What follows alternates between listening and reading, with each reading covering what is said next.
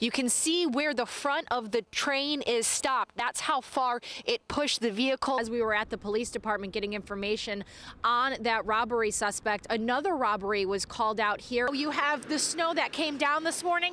On top of that is ice. So if you're trying to shovel your driveway this morning, you're going to have to deal with a couple inches of snow and then the ice on top of it. The man found dead in the home here at 1282 Center Parkway was murdered. The crime scene tape that's been around his house has been there since about noon this afternoon. This is LEX 18 News at 5. Welcome back to LEX 18 News at 5. We are live at Churchill Downs. It is Oaks Day, a wonderful Oaks Day. With the decision. Nancy and Kevin, it was just about 20 minutes ago that the jury came back with their verdict. After about 2.5 hours of deliberating, they found 33-year-old Toby Lejeune guilty on all 3 counts. It then went up the embankment, went airborne all the way down here, and landed where that tow truck is in those trees. The tornado pushed this garage back just a few feet, but I want to show you what's behind it. Climb over some of this debris here, what's left of the house. You can see their car is parked exactly where they left it. It is covered with what's left of the house. The 3 people that were in here say they're lucky they weren't in the same place their car is. Before Mother Nature unleashed her wrath on Spring Hill Loop, I walked out of the bathroom and it went and everything went. She made an unexpected call to Ron Graves. No, I just woke up to use the bathroom.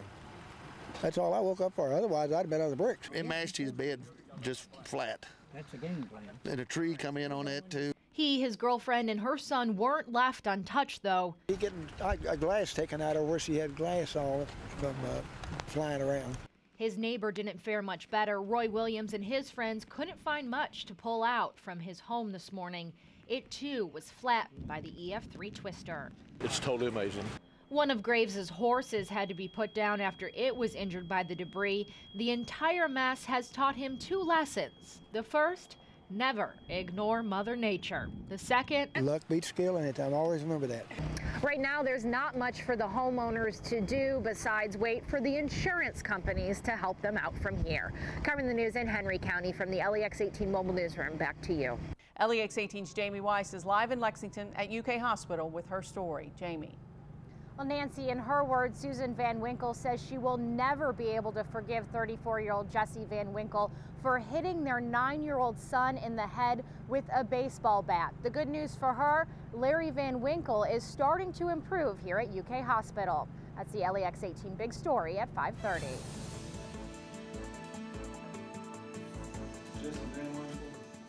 Prosecutors want 34-year-old Jesse Van Winkle to be charged with assault for cracking his 9-year-old son's skull with a baseball bat.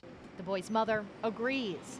He admitted to hitting him, yes, but he said that it was an accident, in meaning that he maybe somewhat just tossed the bat on the couch. I don't think tossing a bat on a couch is going to put the injury up to that child's head that it did. I don't believe his story. And I know he's my husband, but I don't believe that story, and there's a lot of people that don't. She says yesterday morning 3 of the couple's children were fighting in their home along Sand Hill Road in Livingston. She says she's not sure if 9-year-old Larry was involved, but she knows he was in the wrong place at the wrong time.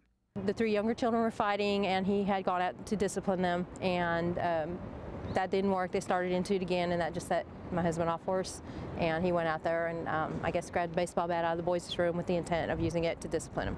After someone called 911, Kentucky State Police came and arrested Larry's father. Now, his mother's focus is making sure Larry gets better. This is a child, this is his own flesh and blood that he's hurt, and I can't forgive him for it. I'm anxious to get home with Larry, get recuperated, get back to life.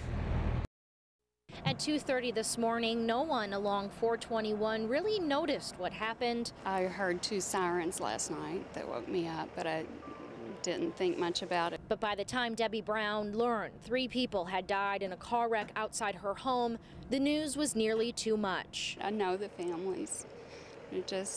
My heart breaks for them. They were good boys. She says her twin boys go to school at Franklin County High School with 3 boys who were in the car: Nick Jacoby, Alan Williams, and Ben Lastly. It is senior skip day at Franklin County. I suppose they were out just celebrating. And she says Jacoby's family has already been through so much. He lost his dad to 9/11, And his mom has always given back to the community, very generous and very kind, giving woman. As her boys got up this morning, she had to tell them. They came down with their UK garb on, all excited, and it did definitely burst their bubble, which expectedly, and you know, they just gave me a big hug before they left, which is unusual for 17-year-old boys. But an action many people who hear the news of what happened along 421 will be doing today. All right, Tim! Oh my gosh! On Christmas Eve, It's kind of cold out here. wearing as many layers as possible is a good idea, unless you're Tim Arvin. It'll be the first time I've seen him that nude since he was 2 years old. He's taking to the streets Go, you machine. of Shelbyville Do without the wind. with nothing more Oh, it's kind of skimpy. than some colorful spandex. Luckily, I found one that fit. I don't like what he's wearing, but I'm still proud of it. Proud because Tim's not running for sport. He's running for Elizabeth. I've seen a lot, got in you a little bit, but I don't have words for this. And for her family, who lost the 6-year-old girl and everything they own in a fire early Sunday morning. Arvin doesn't know them. He just wanted to help. They told him he had to do something spectacular or people wouldn't come out for it or donate. And boy, did they give. Merry Christmas. Merry Christmas. As the crowds started getting larger and the buckets started getting heavier, Good job, Tim. Good job. I think he is awesome. The generosity that he's doing for this family and the little girl. the cold I wish my mouth wasn't numb so you couldn't say what I was saying right now.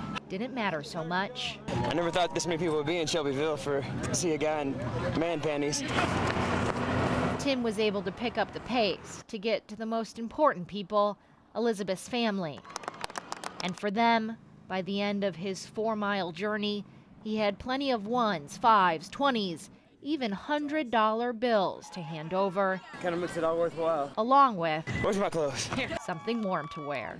Covering the news in Shelby County, Jamie Weiss, LEX 18 News. I appreciate it. Thank you.